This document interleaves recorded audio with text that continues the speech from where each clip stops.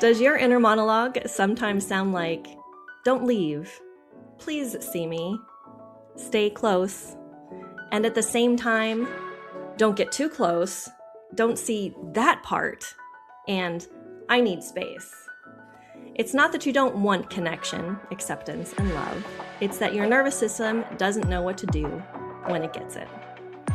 Hey, I'm Dr. Regina, Ph.D., and this is Divergent Paths, the podcast where we talk about the relational patterns late diagnosed neurodivergent adults are often trying to untangle in real time. I'm also the author of Nerd Notes, my weekly newsletter, with more detailed information about the topics we discuss in the podcast. The link to sign up is in the show notes. Today, Russ and I are unpacking fearful avoidant attachment, sometimes called disorganized attachment, and why, for neurodivergent adults, it can feel like your nervous system is at war with itself. Okay, we got to get right into it. What is it? that's from now on. That's just going to be my question. It's like you build me up in the. What is this? Like, what? So, okay, what is fearful avoidant attachment? This attachment style is when you deeply crave closeness, but your nervous system experiences that closeness as dangerous or a threat. To round this out, I just want to give a really quick summary of like all the attachment styles. We have anxious, which is when you fear abandonment and you are constantly moving toward closeness. You have avoidant, which fears dependence and is constantly sort of in a process of pulling away. And now we're talking about fearful avoidant, which fears abandonment and fears intimacy. So it kind of takes anxious and avoidant, and it kind of works a little bit with both of them, which is where like the disorganized nomenclature comes from. It's a combo deal. Yes. You get a 2 for 1. Yes, it's a twofer. You don't want at all. So how is it different from anxious or avoidant? Like, so you know how I talked about a little bit about the cycle of when someone is anxious and is in a relationship with someone who has an avoidant attachment. Mm-hmm. And there's kind of like that push-pull back and forth between the two of them of kind of like, going toward and moving away constantly. Right. So it's just inside you. What I'm picturing is like the old, Looney Tunes cartoons where you'd have like the two different people on mm-hmm. the shoulders, right? The devil and angel. Yes. Is it sort of that, these two things battling inside you? I guess you could kind of see it that way. Yeah. Okay. With an energy and a pull, like, right. Yes, let's pull toward closeness, and no, let's run away from it. Right. Kind of like back and forth. So it does. Yeah. Waving those danger flags because, yes. Oh, you can't get too close. Warning. Oh, you can't get too far. Oh. Warning. Yeah, exactly. Yeah. And it does create an even intensified sense of hypervigilance where you're constantly looking and measuring and tracking how close or how distant you are to pretty much everybody in your life. It can create a sense of whiplash where you're like, okay, I want to be close. Oh, but I'm close. Now I want to be away. And there's a lot of shame associated with this because, in this style in particular, there's such a pull back and forth that inconsistency, that sense of inconsistency, which is not really what's going on here. It's just that your nervous system doesn't know. Your nervous system thinks both things are scary. Mm-hmm. So it feels so unpredictable. How does it show up stronger with neurodivergence? So as we talk about, a lot of the times there's a lot of pattern recognition that happens for people who are neurodivergent. So when you're seeing this, you are seeing kind of a chronic misattunement where you don't see an alignment of how you feel inside and how that is seen externally. So a lot of kids who grow up undiagnosed, or those of us who are late diagnosed, live a life where you're corrected instead of understood, right? Where you're not actually seeing, acceptance from your caregivers. You're seeing correction. You're being told you need to behave this way. When you mask, you're often rewarded for masking and for kind of hiding that. And that creates a lot of confusion and that inconsistent feedback of like, oh, you only want me when I look like not myself, and being corrected instead of being understood gives a level of scrutiny to being close right? Mm-hmm. And love feels conditional. So all of that kind of plays into where this style comes from. I feel a little like you also discussed this in the RSD. Rejection sensitivity probably plays into all late diagnosed styles. Yeah. Because we've just heard so much criticism and we're so sensitive to it. Okay. But if your nervous system is constantly in a fight, feeling like both closeness and distance are dangerous, that would intensify your rejection sensitivity as well. Okay, so I'm trying to figure out if this is me. Okay. As I always do, every episode. I'm right. like, do I? Do I so do this? I Yeah. get in these debates, right? Like, Yeah. and then, and then I start thinking about Looney Tunes again, and that goes Right. away. And then, And no, you start thinking about Coyote and Roadrunner. Exactly. Like, There's a right. push-pull between their relationship for sure. There is. Let's, from now on, every show is about Looney Tunes. Right. Okay, so how would someone recognize this in themselves? I think you have to, you would start seeing like some common patterns that show up. Mm-hmm. So like if you tend to be somebody who gets into a relationship, a romantic relationship, and you feel like you fall really quickly and then you break up really quickly. Like I feel like I went through a lot of this in college.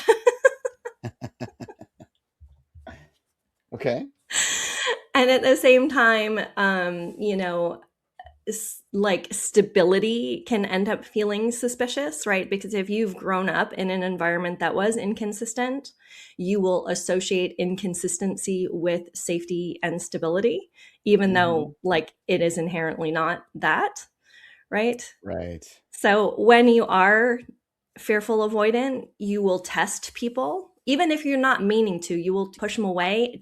You'll test to see where that line is. Like, how far can I push them, keep them just as far enough away from me, but not have them go all the way away, right? Because you still want the closeness, right? So you kind of go in this kind of like back and forth. You might shut down after you have like a close moment, like if you're in a relationship or a friendship with someone and you are vulnerable with them, you might not want to talk to them or see them. You would embody kind of this sense of feeling clingy and distance all at the same time.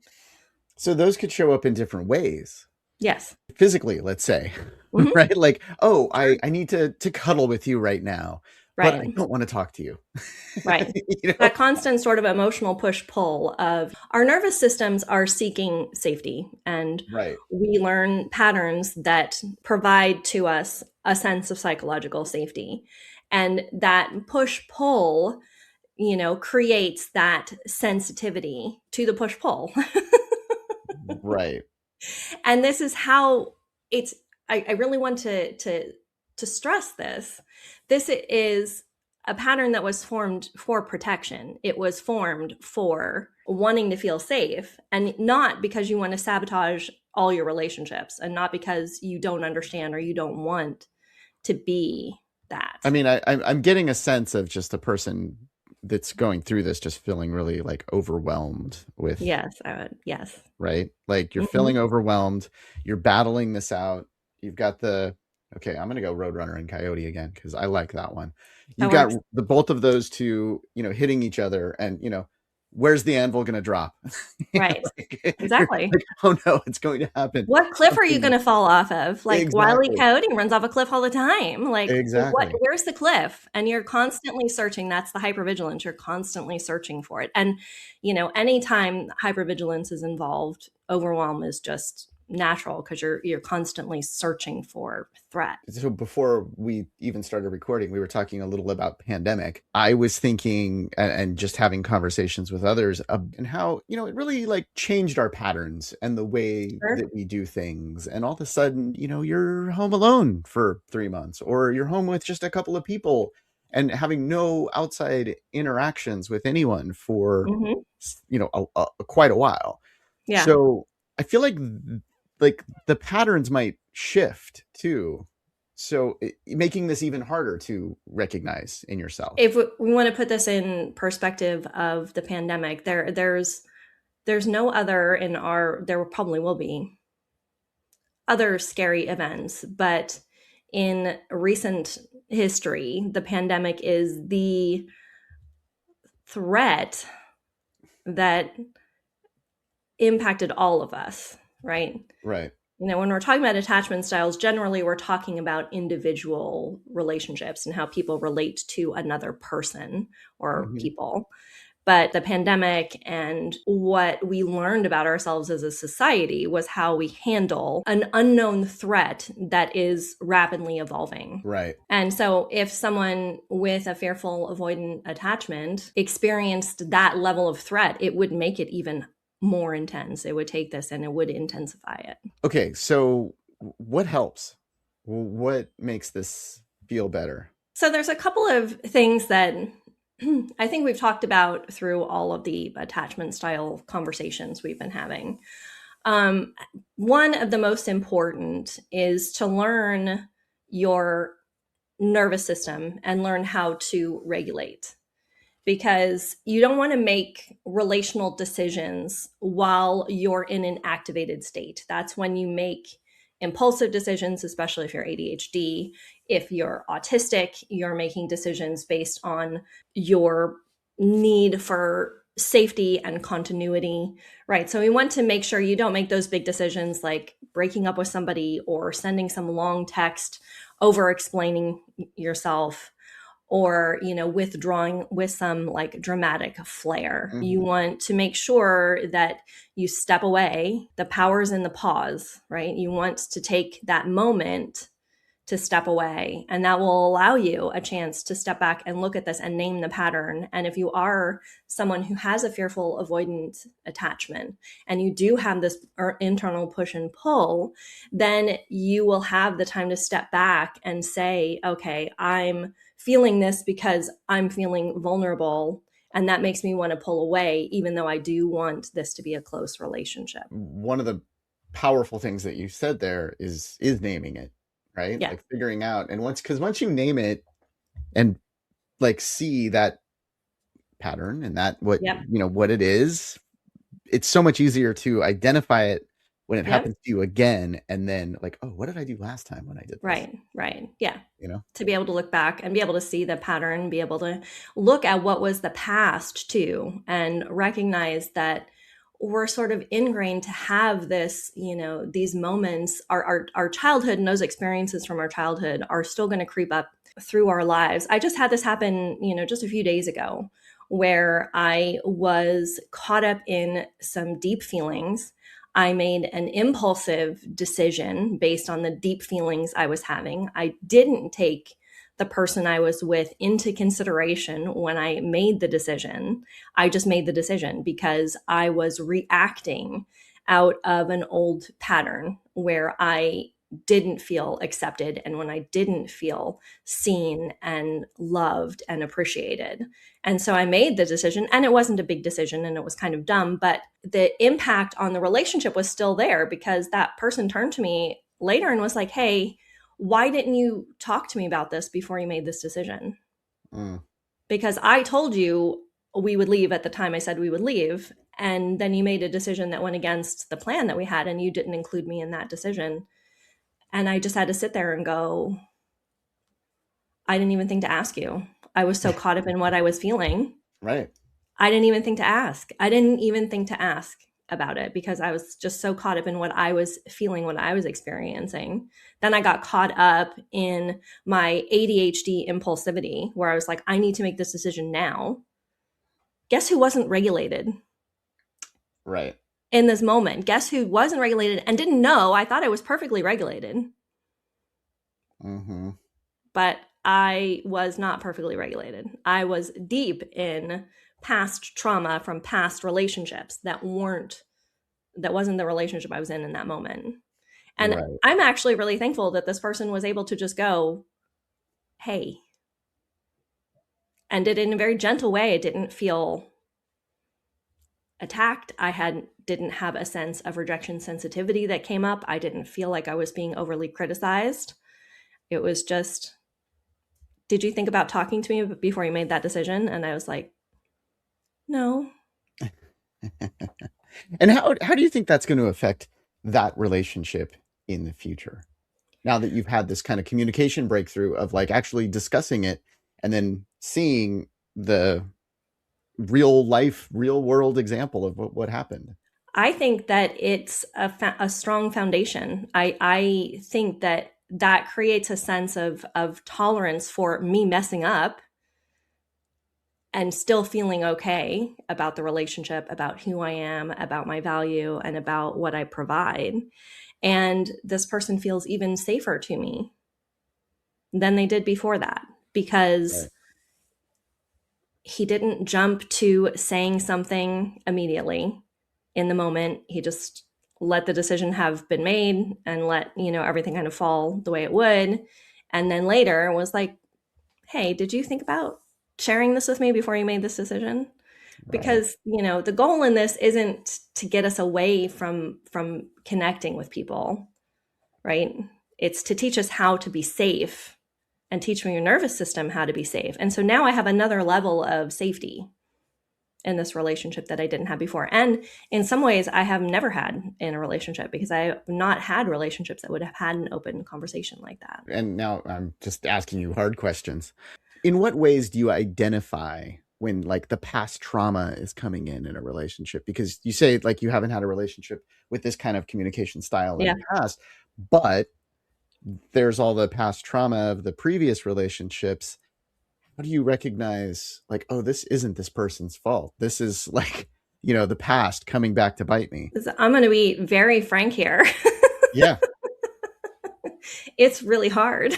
I know. It's really hard to see it. And I didn't see it in the moment. Right. And even when we talked about it, I didn't recognize in that moment what had happened. I owned it. I absolutely said, yeah, I got overwhelmed. I was worried that we were going to be late, and I made a decision to change the timeline based on all of these swirling feelings that I had that I was not expressing. Right. And now I understand that what I should have done in that moment, well, let's not should on myself. That was should. That was should. Right. That was should, yes. Yeah. I don't want to should on myself. But what would have been a pattern breaker in that moment would have been me recognizing my emotions and sharing my emotions in that moment with the other person. And now, hopefully, now that I know that I'm safe when I mess up, sharing those emotions will be easier. Right. And make it easier in other relationships and in the future as well. It exactly leads to good everything things. builds from the one change. Yeah. Right. I mean, I always feel like the past trauma leads to things, bad things generally, or bad feelings or negative feelings, let's say. And whereas like what you're experiencing now leads to better feelings in the future when you think back and you reflect on this. And growth and, learning. Yeah. I mean, well, it's emotional intelligence that's like coming through, and it's like, oh, getting it. This is great. Yeah. And it's slow. And I think we need to acknowledge the little moments. Like, we don't need to make this like, oh, this huge thing. Like, no, this was just a little moment. This was a little moment where, this thing happened. And now I'm able to look back and say, oh, it would have been perfectly safe for me to have shared this in this moment and at this time. I could have shared it, and we could have come to a collective decision instead of me kind of running off on my own, which is rooted in hypervigilance. It's rooted in hyper-independence, which are all things that people who are late diagnosed often experience. I just make decisions for myself because that's safe. The consequences of that are that you damage your relationships sometimes. Or if you're able to repair, like that's what this was. This was repair. I mean, you just gave his listeners a great thing to walk away with here, but what should listeners walk away with? Wherever you fall in the attachment spectrum, let what's familiar to you be information, not a verdict on your character, not a foregone conclusion of just how you're going to act. Don't use a struggle with an avoidant attachment or a fearful avoidant attachment or an anxious attachment and say, oh, well, I behave this way because of this, and just leave it at that. This is all information. And your nervous system learned how to be safe with the style that you have. And you get to decide how you want to continue with that. Everybody can move toward a secure attachment, which is what we'll talk about in an upcoming episode. We'll talk about what it's like to get to a place where you have a secure attachment and how you can see that coming out of these patterns and these styles that you've had in the past. I admitted to you that, I kind of forgot to subscribe to the newsletter, but I have now, and I get that. So everybody should also. Yes, definitely go check out Nerd Notes. The link is in the show description. Sign up. New newsletters with news. New newsletters with news. New newsletters with news come out on Monday mornings.